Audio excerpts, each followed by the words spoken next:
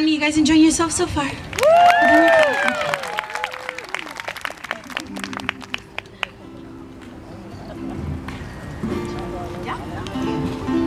right. This next song we'd like to share with you is a song that we had an opportunity to record as well. And again, when you have such incredible singers and songwriters that come before you, it is a beautiful thing to write your own music, but sometimes it's so important to just sit back and pay homage. And that's what we do with a lot of our music. So we thank you so much for allowing us to do that for you folks.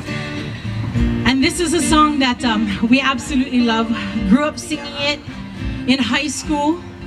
And after all these years, people still want us to sing it. And it's so funny because the name of the song is Hawaiʻi '78, written for a time that I think that the person who wrote it kind of thought that it wasn't going to be relevant in this day and age, but it is. And so we share this with you. Hawaiʻi '78.